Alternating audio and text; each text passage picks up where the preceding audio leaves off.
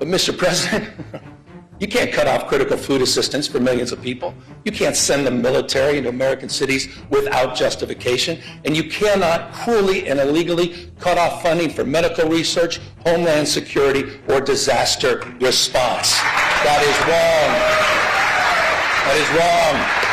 And you have all stood up. You have all stood up. Our Attorney General has stood up. Our Speaker has stood up. Our Pro Tem has stood up. All of you, on behalf of all people in our state. Proud of that. You should be proud of that. This carnival of chaos on the national stage. All these mini dramas that we have to deal with hour by hour. This sort of vapid day trading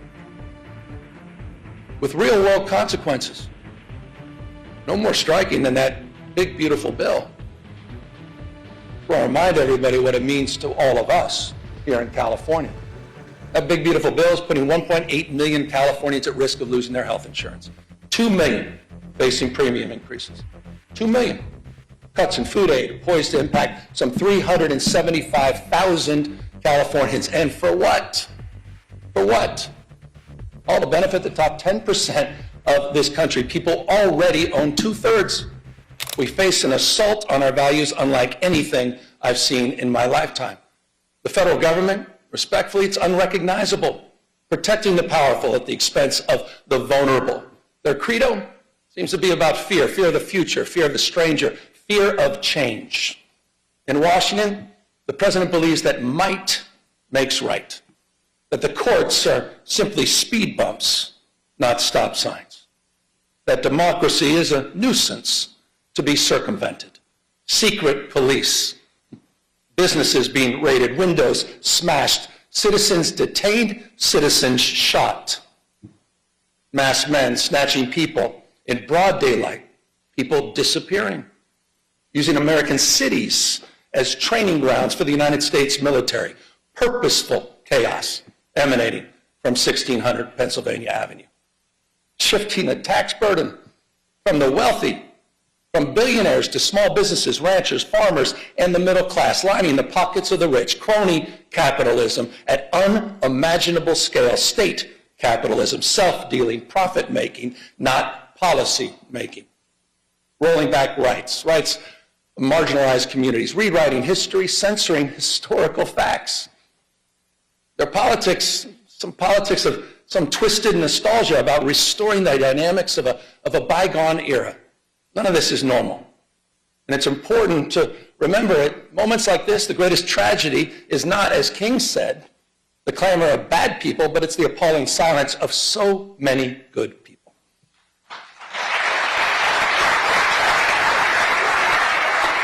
Not normal. But in California, we're not silent. You're not silent.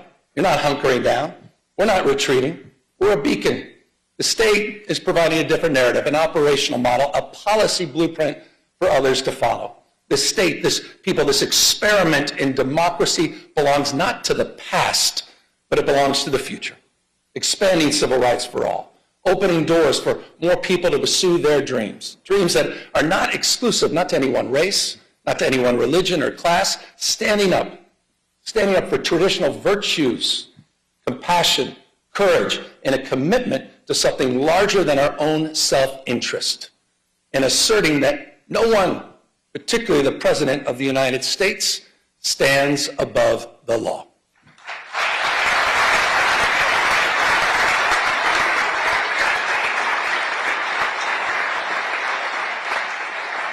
We've gone to court. We've gone to court. We've gone to court to protect our people, pushing back against this executive overreach. 52 lawsuits have been filed, funded by you, by the way, in the special session that all of you led. And as a consequence, point of pride for our Attorney General, as a consequence,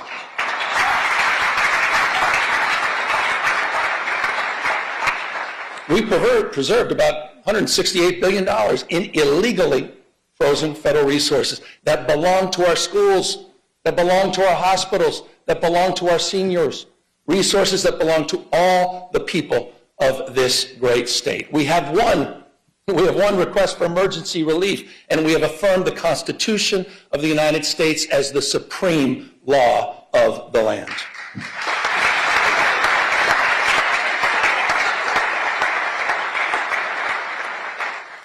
I say this with respect, but mindful. But Mr. President, you can't cut off critical food assistance for millions of people. You can't send the military into American cities without justification. And you cannot cruelly and illegally cut off funding for medical research, homeland security, or disaster response. That is wrong. That is wrong. And you have all stood up. You have all stood up. Our Attorney General has stood up. Our Speaker has stood up. Our Pro Tem has stood up. All of you, on behalf of all people in our state. Proud of that. You should be proud of that.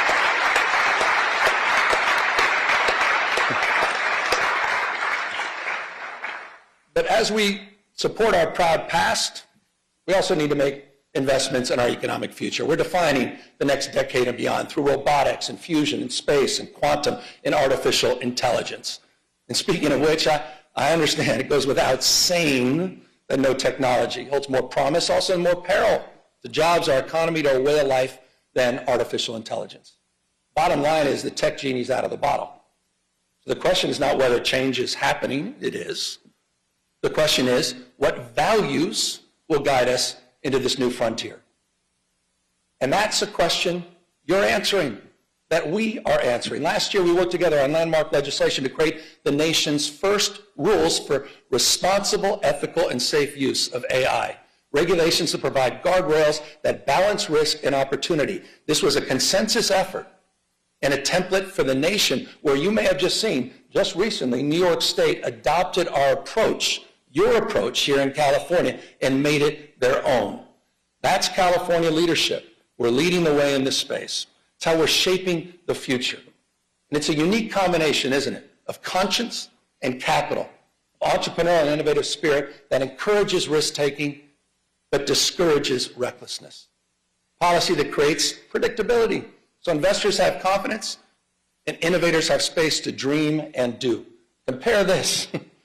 Compare that to this carnival of chaos on the national stage.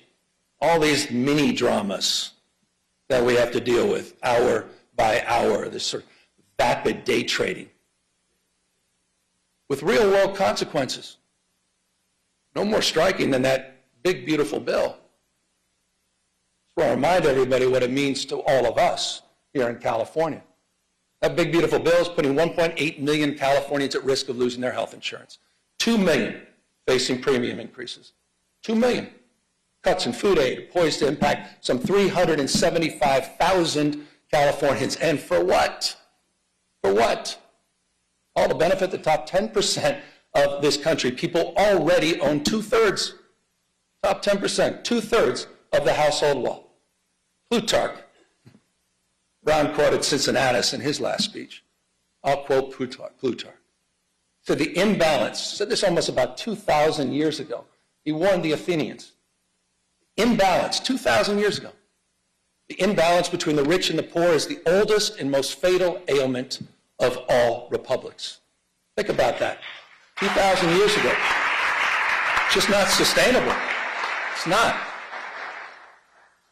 Understanding the lessons of the past, California, all of us, we've marched the beat of a different drum. We built one of the most progressive tax systems in the nation. One that asks high-income residents to pay a little bit more without punishing those that are making a little bit less. Think about this, and I hope folks over here think about this. There are 11 states in the United States of America that tax their middle wage earners more than the state of California. There are 16 states in the United States of America that tax their low wage earners more than California taxes its high wage earners. So the question to all of you, who are the high tax states? Just consider Texas. Just consider Florida, the two most regressive tax states in America. They're hammering their low-income earners. They're hammering them more than their wealthiest. Who are the high tax states? California stands for fairness. And by the way, it's not just in our tax code and our tax policy in more ways than one. And that's why I was proud. I was proud to work with all of you last year, proud to work with the legislature to raise the minimum wage for fast food workers in this state to $20 an hour. And also, that's a point of pride. And how about those healthcare workers? The highest minimum wage in the United States of America, working with you at $25 an hour.